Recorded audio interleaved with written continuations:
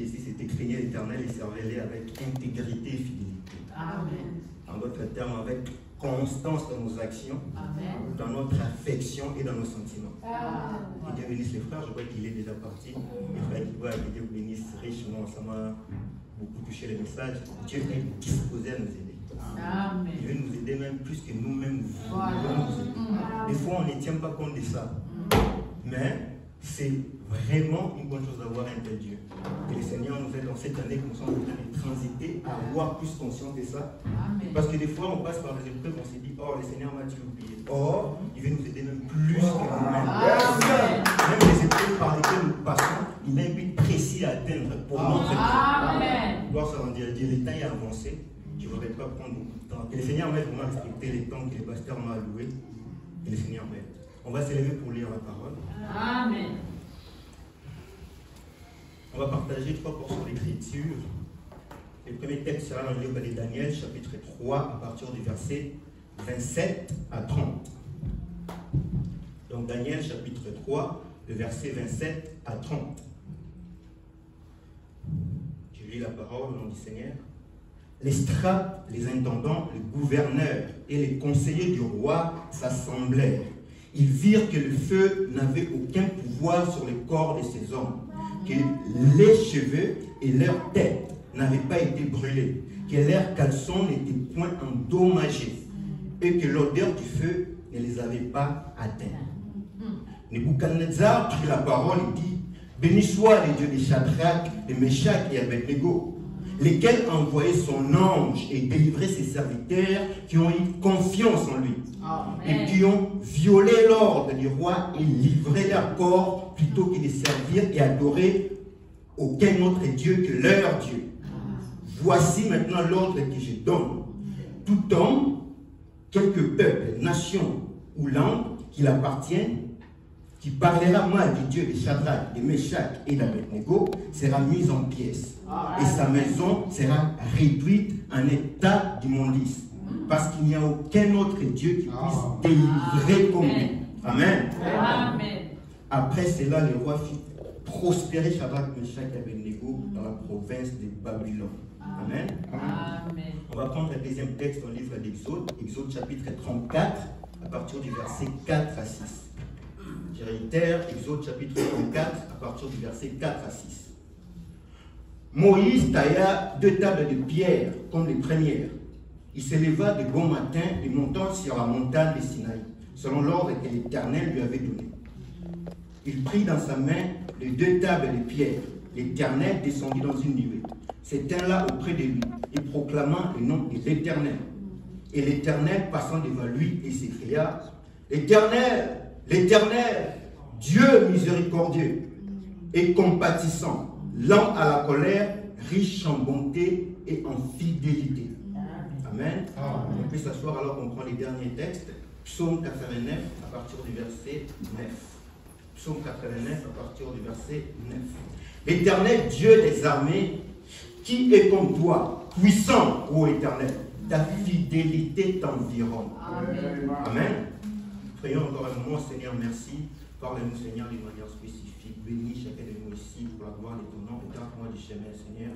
Je lui demande au nom de Jésus. Amen. Amen. Donc on va seulement se mettre dans le contexte de notre premier texte. Donc c'est dans l'époque du roi Nebuchadnezzar, qui était le roi de Babylone. Le roi à cette époque eut un songe qu'il n'arrivait pas à comprendre et il ne s'en souvenait plus. Alors il convoqua toutes les autorités spirituelles du pays. Les astrologues, les magiciens, les enchanteurs, les devins. Il vint auprès du roi. Le roi dit, j'ai l'esprit agité, car j'ai eu un songe dont je ne me souviens pas. Rappelez-moi mon songe et expliquez-le-moi. Les autorités spirituelles ils peuvent dire, mais roi, ce que tu demandes, c'est difficile. Au moins dis-nous le songe et par la suite on sera en mesure de te l'expliquer. Le roi dit, non, moi je ne m'en souviens pas. Rappelez-moi et expliquez-moi le songe. Sinon, je vais vous mettre à mort. Alors, ils répondirent,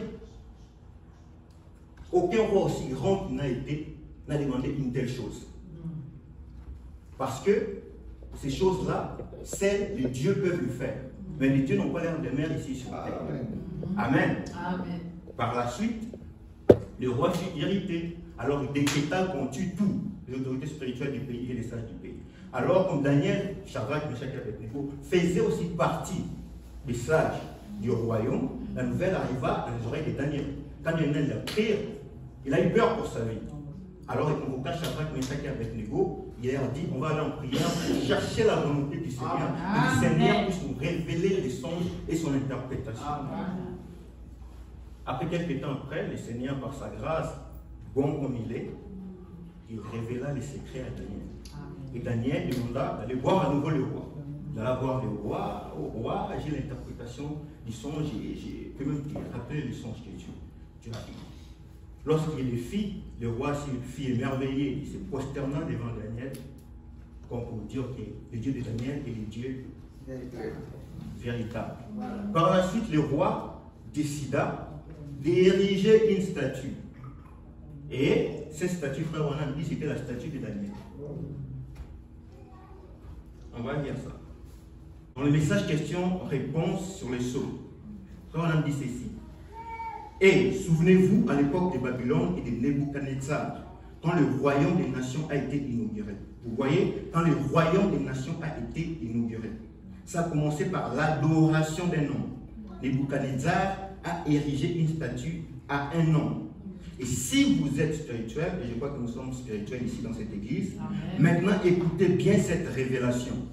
cet esprit, cet homme auquel il a fait une révélation, auquel il a fait une statue par sa révélation, c'était Daniel, un homme religieux qu'on adorait. Le voyez-vous? Donc, on explique que c'était la statue de Daniel. Mais pourquoi les rois ont voulu faire la statue de Daniel et qu'on l'adore? Mais remarquez, lorsque les autorités spirituelles viennent voir les rois et lui dire, ce que tu demandes c'est difficile. Seuls les dieux peuvent le faire. Et les dieux dans le Bible s'écrit au pluriel. Alors comme Daniel a été en mesure de le faire, le roi l'a automatiquement placé dans la lignée de ces dieux. Il a dit, je vais faire aussi une statue pour un nouveau dieu que j'ai qui s'appelle Daniel. Or, le roi n'avait pas totalement tort. Parce que Daniel était réellement un dieu sur la terre. Parce que la Bible dit qu'il ne savait pas que les prophètes sont des dieux. Amen. Il était certainement un dieu, mais le roi manquait quelque chose. Il n'était pas un dieu qu'on adore. On peut faire un parallélisme avec ce qui se passe aujourd'hui. Il y a des esprits babyloniens qui nous poussent aujourd'hui, qui prennent notre prophète. Ils l'élèvent jusqu'à la rangée d'un dieu qu'on adore. Certainement que c'est un dieu. Nous reconnaissons qu'il a une grâce particulière, comme étant notre frère, mais il n'est pas un dieu qu'on adore. Gloire à Dieu. Avançons. Par la suite, le roi érigea donc ses statues. Il dit, au son des instruments de musique, tous les peuples doivent se prosterner. Je sais, je n'ai pas encore donné mathématiques, peut-être vous demandez de quoi je parle. J'y arrive. Oui. Donc, au son des instruments de musique, tous les peuples doivent s'incliner. Et puis, Shadrach, Meshach et Abednego ne s'inclinèrent pas au son de ces instruments de musique. Ils sont restés fidèles à leur Dieu, même devant l'épreuve le plus dure. Au prix de leur vie, ils ont préféré rester fidèles à Dieu qui servent. Donc, frères et sœurs, ce soir, j'aimerais vous partager une petite thématique qui s'intitule « Les hommes fidèles à un Dieu riche en fidélité ». Amen. Les hommes que nous sommes, fidèles, mais à un Dieu, lui, qui est riche en fidélité. Amen. J'aimerais que nous définissions d'abord ces trois notions. Les hommes, Dieu, la fidélité. Les hommes, nous savons que nous sommes des êtres caractérisés par une station verticale, nous avons un cerveau volumineux doté de 5 sens qui nous permet de rentrer en contact avec notre domaine extérieur. Dieu. Qui est Dieu réellement? Il y a un grand secret que les tonnerres ont révélé en ces temps de la fin. Or, Elohim lui-même n'était pas encore Dieu. Amen. Amen. Elohim, signifiant celui qui existe par lui-même, n'était pas encore Dieu. Mais à lui, il avait l'attribut d'être un Dieu. Maintenant, quand il faisait ses travaux pour se manifester en tant que Dieu, Satan n'était pas créé. Amen. Exactement. En d'autres termes, Satan ne sait pas comment on devient Dieu. Mais il avait quand même réussi à devenir Dieu pour un groupe d'anges du ciel. Son intellectualisme et sa sagesse, sa ruse, il a réussi à convaincre quelques anges comme étant leur Dieu. Mais le mystère se trouve à quel niveau? C'est qu'il y a un Dieu avec théophanie et il y a un Dieu sans théophanie. Or, la théophanie est un corps-parole. La Bible dit, les ciels et la terre passeront, mais ma parole ne passera jamais. Si tu as un Dieu avec théophanie, tu ne peux pas passer parce que tu es éternel. Tu as donc ces corps-paroles. Mais Satan n'a pas ces corps-paroles. C'est pour ça que la maladie passera, les prophéties passeront, les épreuves passeront. Et Satan aussi, pendant les temps, passera avec eux parce qu'il n'a pas ses corps. Voilà pourquoi, lorsque nous nous apprêtons à entrer dans cette année 2023, Satan va nous donner des batailles de conseils. Il va essayer de nous anéantir par des épreuves, par les choses. Pourquoi? Parce qu'il est jaloux. Vous savez, sur la terre, un homme peut être jaloux de toi parce que tu as peut-être la richesse, une belle maison, de beaux enfants, une belle femme. Mais Satan, il est écrit dans la Bible, il était les chérubins les plus beaux. Il marchait sur de l'or précieux. Donc, ce n'est pas ça qui les rend jaloux. Sa jalousie, c'est surtout au niveau où il n'a pas ses corps que nous avons. Oh my God. Il n'a pas ses corps et il ne sait pas comment la voir. Et ici, que dit l'Écriture? Le prophète dit que nous avons contourné la théophanie pour être dans la chair, pour être tentés. En d'autres termes, nous aussi, nous avons des corps théophaniques. Donc, à cette église porte des cieux, peu importe ce que Satan pourra faire, nous savons que nous sommes de la lignée de Dieu. Comme Daniel était de la lignée de Dieu, nous aussi nous sommes de la lignée de Dieu. Nous sortons de Dieu, nous retournons vers Dieu. Et Satan et ses démons soient d'accord ou pas, nous sommes plus que victorieux. Dans cette année que nous sommes en train de transiter, nous sommes plus que victorieux. Amen. Amen. Gloire soit rendue à Dieu. Yes, sir. Maintenant que nous avons défini ces notions, excusez-moi,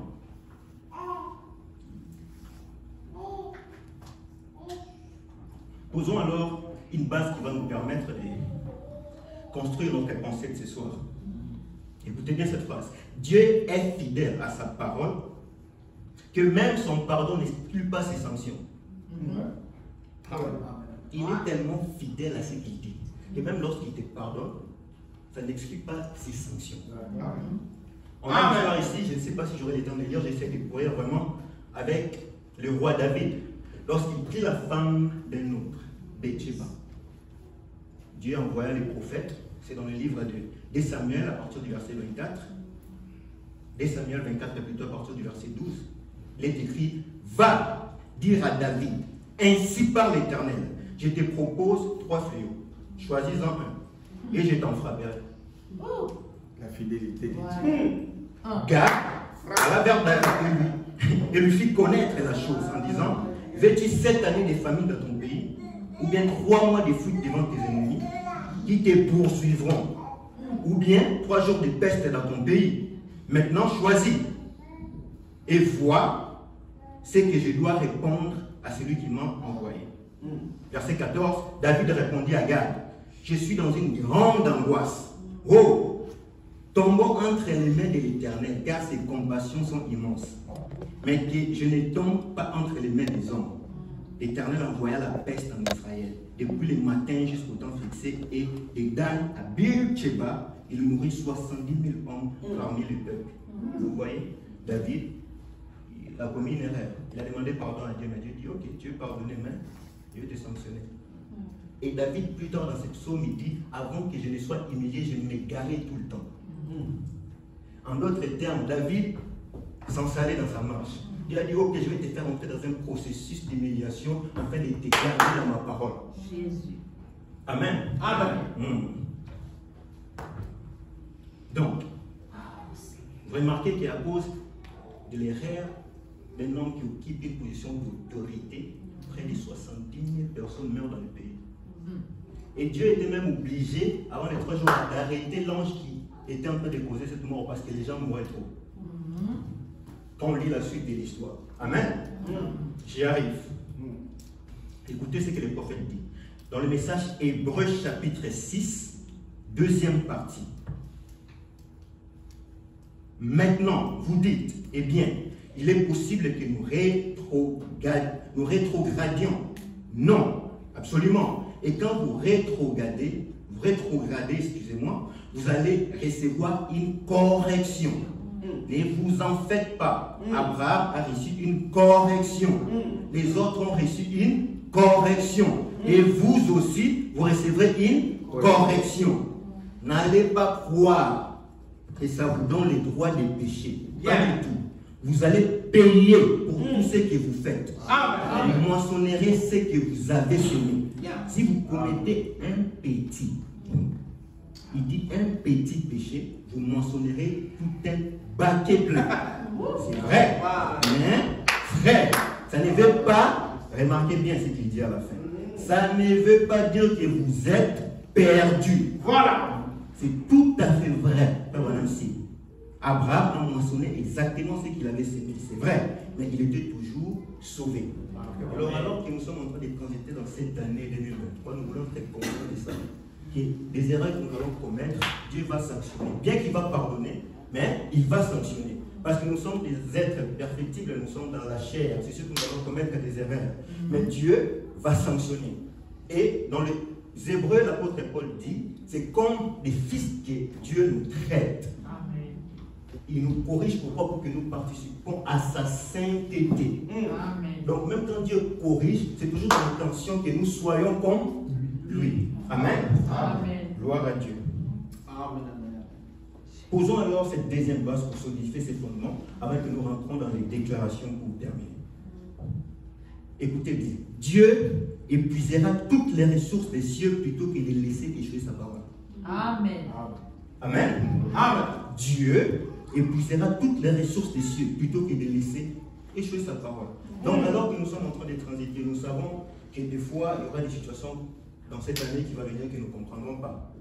Mais nous savons que Dieu est fidèle à ses promesses. Amen. Donc, il va épuiser toutes les ressources des cieux pour accomplir ses promesses à notre égard. Amen. L'apôtre Paul dit ceci: ne vous inquiétez de rien, mais en toute chose, faites connaître vos besoins à Dieu par des prières et des supplications. Et il ajoute encore dans le livre d'Éphésiens, il dit: Dieu peut faire, par la puissance qui agit en nous, en l'occurrence le Saint-Esprit, infiniment au-delà de tout ce que nous imaginons. Quel Dieu merveilleux que nous avons. C'est-à-dire, toi, tu peux avoir des projets pour ta vie, et ces projets-là semblent très grands pour toi, mais Dieu regarde, il dit non. Tu demandes, il ne donne pas, il dit mais ça c'est trop petit. D'après ce que j'ai prévu pour lui, ça c'est trop petit, je ne peux pas donner. On va d'abord travailler son caractère avant que je lui donne ce que j'ai prévu pour lui. Ça, c'est les dieux que nous servons. Amen. Amen. Amen. Maintenant, avançons. Première déclaration. On va maintenant développer 4 déclarations et on va conclure. Le Dieu fidèle éprouvera notre foi et notre fidélité dans sa parole. Dans cette année 2023, le Dieu qui est fidèle, il éprouvera notre foi et notre fidélité à sa parole. Mais une question s'impose. Pourquoi nous éprouvera-t-il? Le prophète va nous répondre. Dans le message, soyez certains de Dieu. Amen. Frère Branham dit ceci: il aime mettre votre foi à l'épreuve pour voir comment vous l'exploiterez. Il permettra qu'on vous oigne et qu'on prie pour vous. Amen. Et qu'ensuite votre état empire. Disant: vas-y Satan, mets-les à l'épreuve. Je sais qu'il me croit. Amen. Que Dieu soit béni à jamais. Oh là là, frère Branham s'exclame. Mets-les à l'épreuve maintenant. Je sais qu'il m'a cru. Sur parole. Pourrait-il en dire autant de vous? Dieu pourrait-il en dire autant de moi? Dieu pourra-t-il en dire autant de nous? Il aime nous mettre à l'épreuve. Il y a une histoire ici de frère Branham, lorsqu'il était encore jeune ministre, lorsqu'il perdit son père et son frère, par la suite sa femme et son bébé. Il y a un monsieur qui s'appelait Isner, et puis il est venu le voir. Quand il frère Branham marchait en plaisant, oh, il était malheureux. Il vient, met sa main autour de son cou, il dit: maintenant que je t'ai vu prêcher au coin de rue à plusieurs reprises, maintenant qu'il a pris ton père, ton frère, ta femme, ton bébé, tu vas encore le servir? Branham dit: je l'aime encore. Amen. Amen. Il dit: même s'il m'envoyait en enfer, Amen. je l'aimerai toujours. Toujours. Vous imaginez ça? Donc, même si Dieu le prend, il les jette en enfer. Pendant que les gens sont en train de crier là, des douleurs, et dans toutes ces douleurs, ils entendent quelqu'un donner gloire à Jésus. Satan ne pourra même pas se comprendre. Il va dire: c'est pas question de là-dedans. Fais-moi cet homme, je dis, il n'appartient pas ici. Gloire à Dieu. C'est à ce niveau que nous devons être en tant qu'épouse de Christ. À un niveau où nous aimons Dieu en dépit de tout. Gloire à Dieu. Maintenant, comment Dieu va-t-il nous éprouver dans cette année qu'on va transiter 2023? Certainement, il va nous éprouver dans notre constance à l'église, peut-être. Peut-être dans diminuer nos offrandes. Peut-être dans notre capacité à garder l'amour malgré les situations difficiles. Parce que vous savez que Dieu il permet les situations difficiles pour nous forger un caractère. On dit: le caractère, ce n'est pas un don, c'est une victoire. Or, il n'y a pas de victoire sans combat. Il n'y a pas de combat sans guerre. Il n'y a pas de guerre sans conflit. Il doit y avoir une bataille de pensée qui entrera en guerre. Sûrement, on va passer par toutes ces choses. Dieu nous éprouvera. Mais en toutes ces choses, devons savoir qu'il fait pour notre aide. Amen.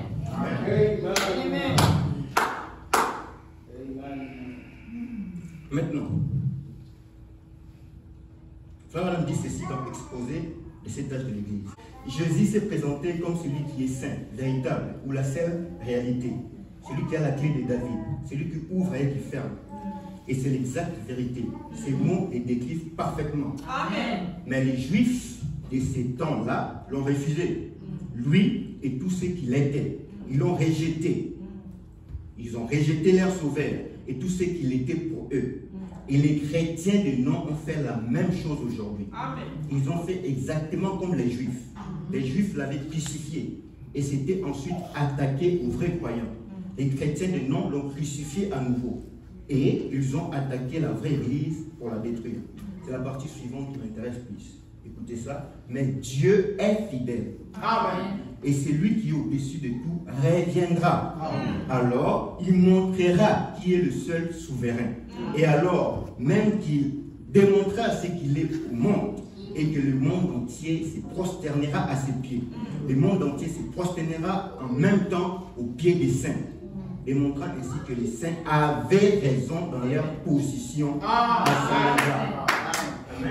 Vous savez, il y a des gens qui disent que vous dites tout le temps Jésus revient. Depuis l'époque où il est mort, les apôtres ont commencé à dire Jésus revient. Ça fait bientôt plus de 2000 ans. Vous dites toujours Jésus revient. Mais ils sont vraiment dans l'ignorance. Ils pensent que nous ne connaissons pas notre position. Nous savons exactement où nous nous tenons. Nous avons déjà vu les signes précurseurs de sa venue. Nous avons vu la nuée des gloires. Nous avons vu un homme tourner le dos et dire Alléluia. il y a maintenant ici plus que Salomon. Il a tourné le dos pour nous montrer que le même Dieu qui était là-bas dans la Genèse, qui est allé voir Abraham sur les chaînes des Mambré, est ici. Il a montré que le même Dieu qui était là-bas dans le livre des Gens chapitre 4, devant la femme samaritaine, révélant les pensées de son cœur, le même Dieu est ici. Nous savons exactement où nous nous tenons. Sur fils de rocher sur lui nous nous tenons, tous les autres surfaces des sables mouvants. Et le même Dieu est ici ce soir. Le même Dieu est ici ce soir. Comment s'appelle-t-il? La parole. Qu'est-ce dit l'Écriture? La parole de Dieu est vivante et efficace. Pénétrante. Elle sépare jointure moelle, âme, esprit. Elle va jusqu'à discerner les pensées du cœur. C'est de que dans cette nouvelle année 2023, lorsque tu seras à l'église et que le pasteur sera ici, il sera en train de prêcher. Oh, tu auras l'impression qu'il est en train de détailler ta vie. Alléluia. Par l'entremise de la parole, tu auras l'impression qu'il est en train de détailler ta vie. Pourquoi nous devons être une église des gens corrects, ordonnés. Amen. Nous avons besoin de ça. Amen. Avançons. Deuxième déclaration. Notre fidélité à la parole mettra en action la fidélité de Dieu dans cette année 2023. Notre fidélité va mettre la fidélité de Dieu en action. Écoutez ça.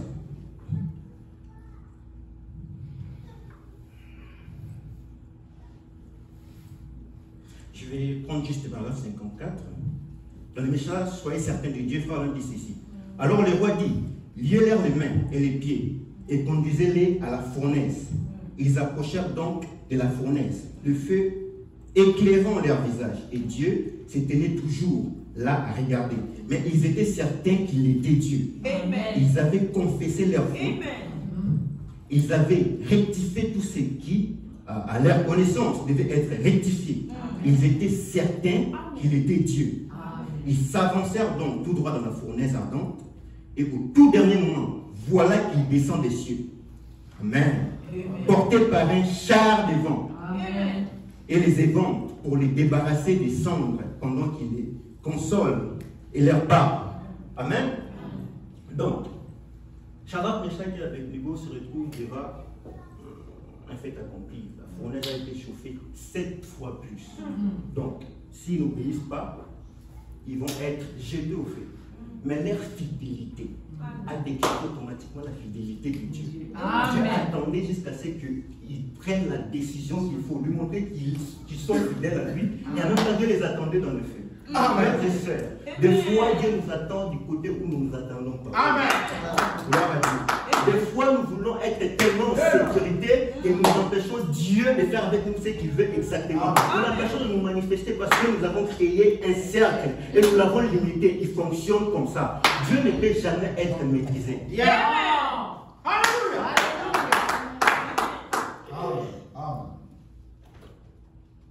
Remarquez, la fournaise a été chauffée 7 fois plus. En ces temps de la fin, le couvercle de l'enfer a été ôté. Il y a 7 fois plus de démons que dans le premier âge.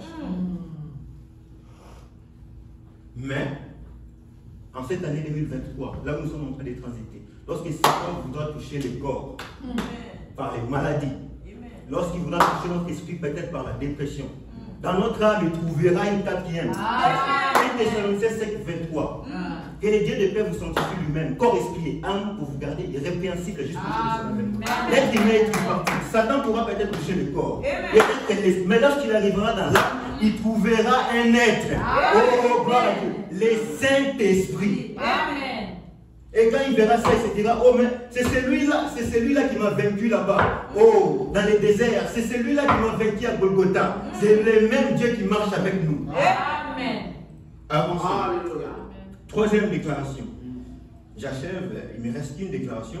Dieu manifestera toujours sa fidélité dans les territoires qu'il nous a déterminés. Bien. Hein?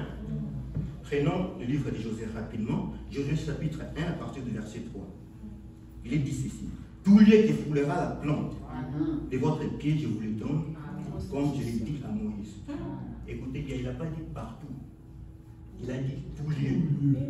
Et à partir du verset 4, il est en train de délimiter les territoires qu'il a donné. Il a dit, vous aurez pour territoire, depuis les déserts et les Liban jusqu'aux grands fleuves, les fleuves de l'Euphrate, tous les pays des Étiens, et jusqu'à la grande mer vers le soleil couchant. Donc Dieu a dit tout lieu. Il n'a pas dit partout.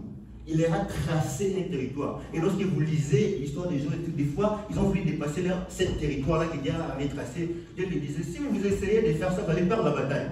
Pourquoi? Parce que Dieu avait tracé un territoire. Frère Adam dit ceci. Donc, reconnaître votre jour et son message. Israël dans son pays, on les a poussés à rentrer là-bas.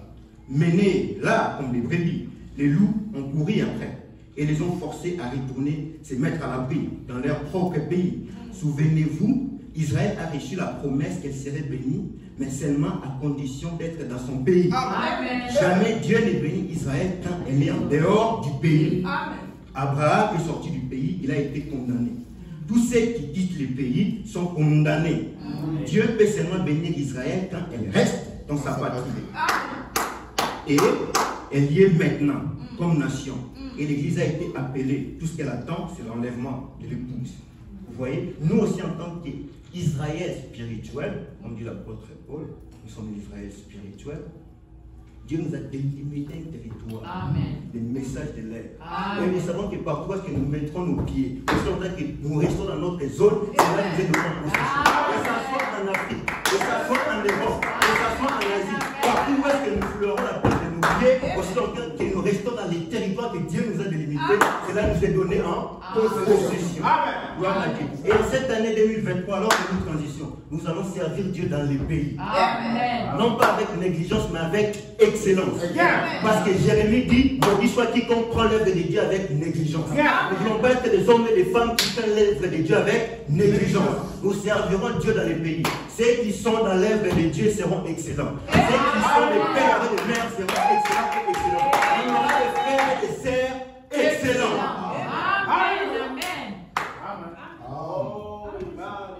Enfin, pour conclure, frères et sœurs, quatrième déclaration. En cette année 2023, sa fidélité sera pour nous un bouclier et une cuirasse. Prenons Psaume 91. Celui qui demeure sous l'abri du Très-Haut repose à l'ombre du Tout-Puissant. J'ai dit à l'Éternel, mon refuge et ma forteresse, mon Dieu, à qui je me confie. Car c'est lui qui te délivre du filet de l'oiseleur, de la peste et de ses ravages. Il te couvrira de ses plumes et tu trouveras un refuge sous ses ailes. Sa fidélité est un bouclier et une cuirasse. Tu ne craindras ni les terreurs de la nuit, ni les flèches qui volent de jour, ni la peste qui marche dans les ténèbres, ni la contagion qui frappe en plein midi. Que 1000 tombent à ton côté et 10 000 à ta droite, tu ne seras pas atteint. Avec tes yeux, tu regarderas la rétribution des méchants. Oh my God. Oh my God. Nous demeurons sous l'abri du Très-Haut. Nous sommes sous l'ombre du Tout-Puissant, le message de l'air. Gloire soit à Dieu. Nous ne mourrons pas, nous vivrons. Nous raconterons les merveilles de l'Éternel. Dans cette année qui commence, qu'importe ce que Satan peut lui faire pour nous ralentir, nous ne mourrons pas, nous vivrons. Nous raconterons les merveilles de l'Éternel. Je suis dans mes côtés, 10 000 à ma droite. Je ne serai pas atteint. Tu ne seras pas atteint, frère. Vous ne serez pas atteint, frère. Mais vos yeux, vous regarderez la rétribution de Dieu. Cela est établi. Nul ne peut le révoquer. Pour la gloire de Dieu, pour la joie de ses enfants que nous sommes, et les saints disent Amen. Amen. à Dieu. Amen, amen. Gloire à Dieu. Même lorsque nous marcherons dans la vallée de l'ombre de la mort, oh, nous ne craindrons aucun mal. Il sera une table en face de nous, notre adversaire. Il moindra notre tête, oui.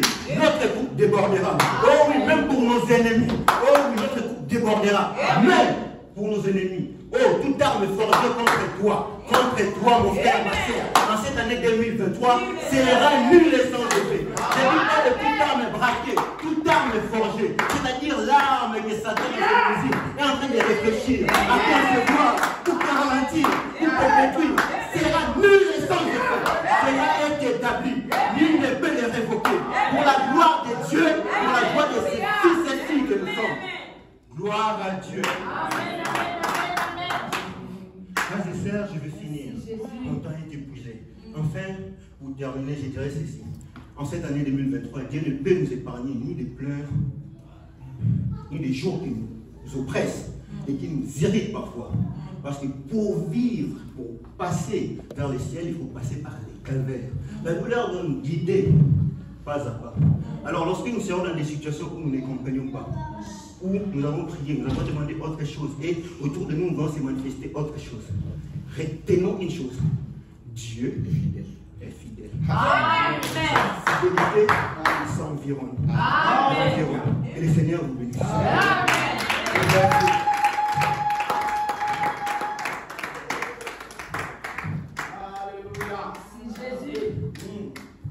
Amen. Que le Seigneur vous bénisse.